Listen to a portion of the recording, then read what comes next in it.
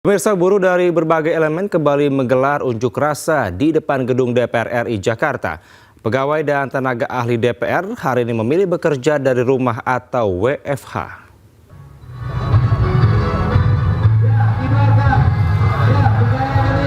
Unjuk rasa digelar di sejumlah titik di Jakarta. Warga yang akan beraktivitas diimbau hindari sekitar gedung DPR RI Jakarta dan sekitar Gambir hingga Patung Kuda Jakarta Pusat. Skenario rekayasa lalu lintas telah disiapkan namun bersifat situasional. Selain itu, opsi rekayasa juga disiapkan KAI Komuter Line di pelintasan Tanah Abang Palmerah. Pengguna KRL diimbau memilih stasiun alternatif keberangkatan selain stasiun Palmerah. Ini menyuarakan isu perjuangan buruh Indonesia. Saat ini buruh masih memadati depan gedung DPR RI dan berikut laporan rekan kami Anissa Rizkia dari lokasi.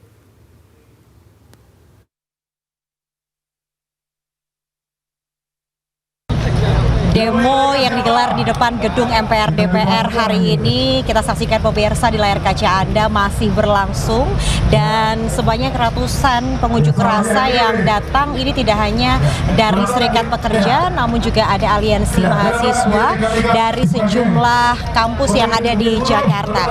Namun kalau saya bisa menggambarkan begitu ya, untuk situasi di Jalan Gatot Subroto ini memang sudah tidak bisa dilintasi oleh kendaraan roda 4 maupun kendaraan roda 2 dan juga transportasi umum karena Jalan Gatot Subroto ke arah Selipi ini ditutup total. Dan rekayasa lalu lintas pun juga diberlakukan dikarenakan jumlah masa aksi yang terus mengalami penambahan hingga siang hari ini di depan gedung MPR DPR. Kalau saya bisa gambarkan juga, memang tidak hanya pengamanan yang diperketat namun juga jumlah personil yang dikerahkan ini jumlahnya sampai 4.969. Ini merupakan tim gabungan dari TNI dan juga Polri, di mana tentunya untuk keamanan jalannya aksi demo pada siang hari ini. Adapun beberapa tuntutan yang diorasikan oleh para pengunjuk rasa, diantaranya yang pertama yaitu para pengunjuk rasa meminta agar pemerintah menghapus sistem outsourcing, kemudian menaikkan upah minimum para pekerja, dan pemerintah bisa meningkatkan upah minimum pekerja dengan angka ditambah 8,5% hingga 10,5%. Selain itu juga mendesak agar pemerintah mencabut Undang-Undang Nomor 35 Tahun 2021 tentang aturan outsourcing dan meminta pemerintah untuk bentuk segera Satgas Cegah Badai PHK. Dan yang keenam adalah menaikkan PTKP dengan 4,5 juta rupiah, ini dinaikkan menjadi 7,5 juta rupiah per bulannya. Dan tadi juga kami sempat menyimak begitu ada tuntutan mengenai pemerintah segera mengesahkan RUU perampasan aset. Itulah tadi beberapa poin yang disampaikan oleh para pengunjuk rasa pada siang hari ini di depan gedung MPR DPR. Demo yang berlangsung kondusif dan juga damai ini tentunya diikuti berbagai elemen buruh begitu, yang mana menurut informasi yang kami dapatkan dari gedung DPR sendiri begitu ada himbauan kepada para pegawai untuk bisa bekerja dari rumah karena memang akses menuju ke dalam gedung ini memang sejak pagi tadi sudah dilakukan pengetatan dan pegawai pun juga mengalami kesusahan untuk masuk ke dalam gedung begitu. Dan selain itu juga pemirsa, untuk sampai saat ini memang dari rekayasa lalu lintas pun masih diberlakukan, melihat nantinya semakin siang akan ada pergantian begitu elemen buruh yang akan menyuarakan kembali begitu apa saja aspirasi-aspirasi di demo buruh hari ini. Dari Jakarta, Anissa Rizkia, Oki Mahendra, iNews melaporkan untuk Anda.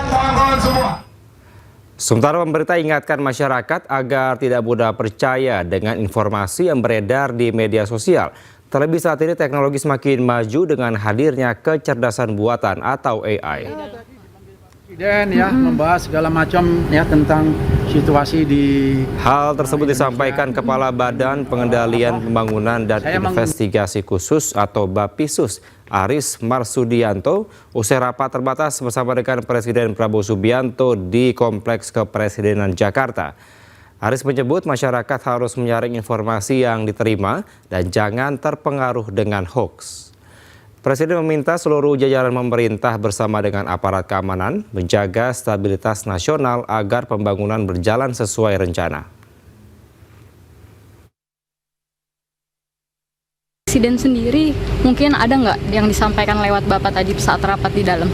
maksudnya Jadi Pak Presiden apa memberi imbauan atau pesan juga melalui menteri-menterinya gitu ya, Pak? ya itulah petunjuk dari Pak Presiden ya untuk menjaga kondusivitas ya di negeri ini karena pemerintah sudah on the right track ya untuk pembangunan ini, program-programnya sudah berjalan dengan baik ya, sudah sampai ke bawah ke masyarakat ya.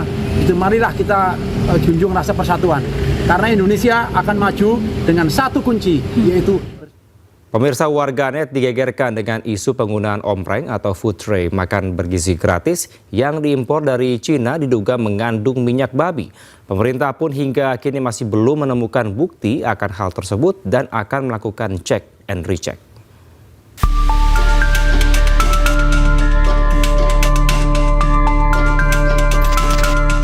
Program makan bergizi gratis kembali menuai isu negatif.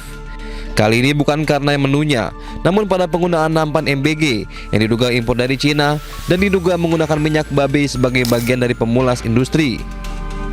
Dalam unggahan sosmed Halal Corner dikatakan, temuan ini dilakukan tim investigasi Indonesia Business Post yang melakukan perjalanan ke Kaohsiung, ke sebuah pusat industri di Provinsi Guangdong, Cina.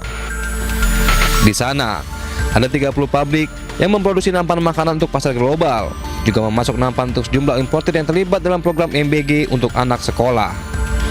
Bahkan, unggahan salah satu foto menunjukkan bahwa nampan tipe 201 dan 304 yang dikirimkan ke Indonesia mengandung lemak babi olahan.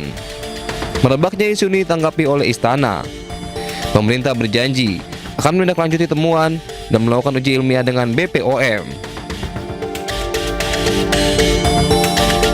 Sejauh ini kita tidak menemukan. Tapi kalau memang ada kekhawatiran soal itu, kita uji ya. Bisa diuji di BPOM, bisa tadi saya sudah koordinasi sama Kepala BPOM. Kepala BPOM bilang, oh kita bisa uji kok. Untuk membuktikan itu nanti kita tunggu aja.